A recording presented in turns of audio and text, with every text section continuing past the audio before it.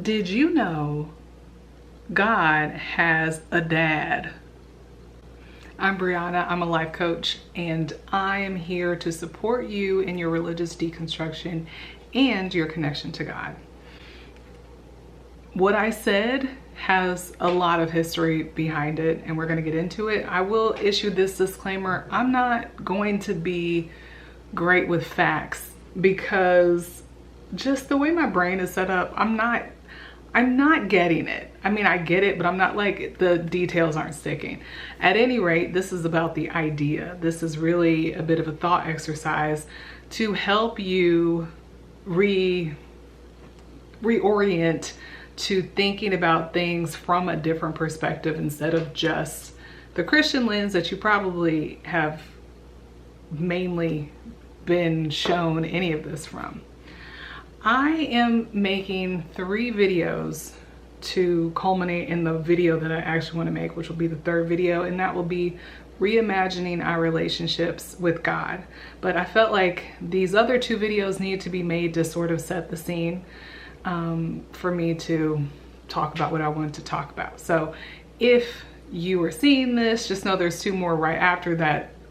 These all go together. And yeah, let's get started. So I already said it's going to be light on facts, but the thing is, this conversation has been happening. We just didn't know because we were too busy listening to apologetics and other subjective resources. But when I looked up this information, which I had learned somewhere along the way, just now, like this last week when I started researching again, the conversations have been happening. There's dated resources out there. Like this, everybody knew but us. So the first thing I want to say is that the Bible is polytheistic, or I should say the people were polytheistic, meaning they worship multiple gods. And in the Bible are the mentions of multiple gods. However, they are typically either all homogenized to mean the one God, which is Yahweh, or the other gods are just considered false gods or idols. But if you get a hold of some information about the Bible being mistranslated and you get the original translations, like the original language, it's so easy to see that it genuinely meant something else, and it's all just been changed over. Because when you look at it in the original language or with the original translations, the Bible makes more sense than it does. The Old Testament, at least, makes more sense than it currently does, because some things are kind of awkward, like let us make man in our image, but then they tell us that it's just God up there. So that's some information you need to know. So it was mistranslated, or it was purposely changed to be singular and just indicate one God. Does that change your perception of the Bible? Does there possibly being a diversion away from the actual facts or the state of things matter to you? Does that make a difference? I also need to acknowledge that, okay, so the people were polytheistic. They worshiped multiple gods. As time went on, they became monolaterous or henotheistic, meaning that they acknowledged other gods, but they only worshiped one God. And then on to today, Christianity has become monotheistic, which means we only acknowledge, we only worship one God. Okay, the second point I'm going to make, which is the main point, is that Yahweh had a dad. And if you don't know, Yahweh is the name of the Hebrew God, which is the God of the Bible. The story goes like this, and I'm assuming this is from Semitic texts. This is mythology, and I don't know, is mythology real? Like, did people really are they really reporting that this is how things were, or were these the stories that they made up and shared to explain things? I don't know. But as a person who used to believe that a man was swallowed up by a whale and transported to another city, I can believe that this is real. At any rate, so the story goes that El, which means Most High God, which you've been led to believe is the same as Yahweh, and his wife Asherah had sons, 70 sons, many sources report. But the two main ones that are discussed in a lot of the resources I'll find are Baal and Yahweh.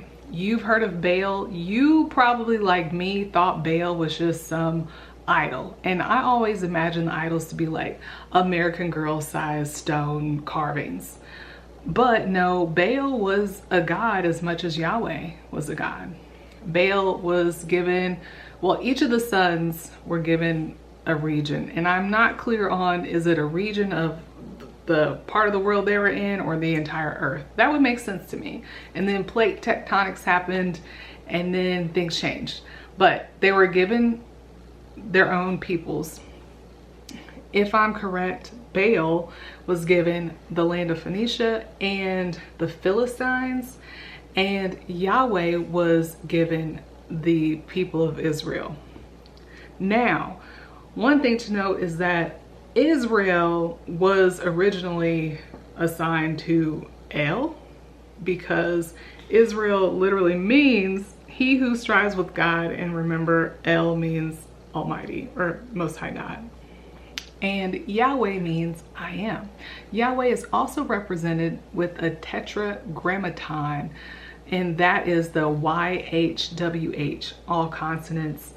And it's written like that so that people can't actually say it because it's all consonants, but then we just added vowels. So that's that information. When I first heard the story, it was so hard to believe. And I think if I heard it as a Christian, I would just assume, I don't know what I would think, honestly. I guess I would just assume it was just some secular stuff, like just some myths. But I'm now inclined to believe that this might be an actual origin story because it actually makes sense.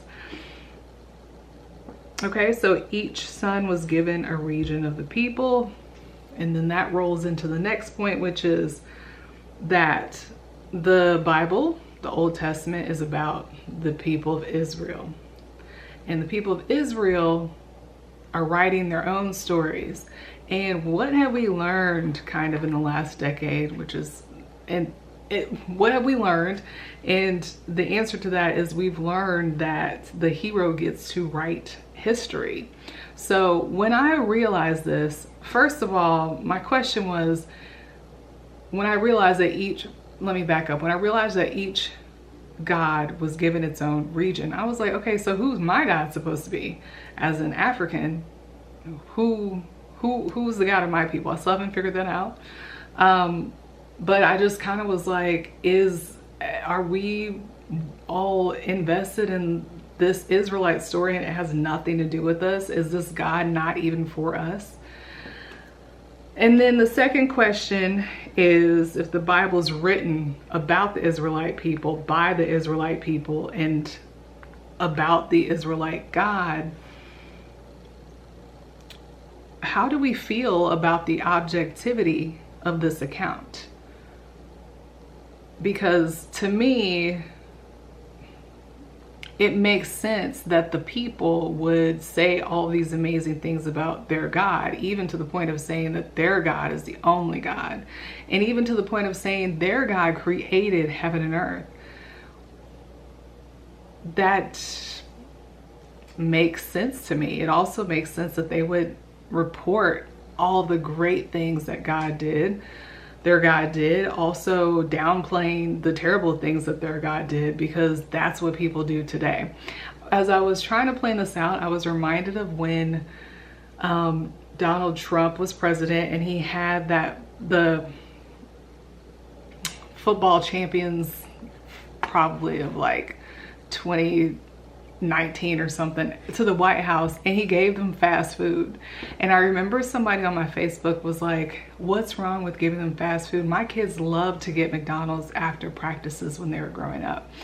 And it was one of those things where it's just like, you know, you can't lose with some people. Like, some people cannot lose with their fans, right? Some people won't let their fave lose. And I can imagine that this is the same way that the Israelites were talking about their God, because a lot of people, especially atheists, especially people who deconstructed, have big problems with the God of the Old Testament, because he was out here doing some crazy stuff, genocide, killing people. For like, Lot's wife turned back and she turned to salt. Like, people have problems with that. People have problems with those things, but we have been conditioned to gloss over them or explain them away or make them good somehow, because that's what the Israelites did. So how do you feel about the objectivity of the Bible, knowing this little bit of information and knowing that there were other gods with their own people? Do you feel like, does that make you feel any type of way about you not being an Israelite, presumably, and worshiping this God? So I just wanted to present these questions to help you start to think about things a little bit differently. I guess you kind of have my opinion in there. And the next video will be a little bit more information, but again, it's not really information because I don't have any sources or facts. Now, you can get the source. Just Google, who were Yahweh's parents? Or Google, is the Bible polytheistic or something? And you can get all of this anywhere. But I'll just go ahead and stop there. Thanks for watching. Please subscribe if you're interested in this type of content.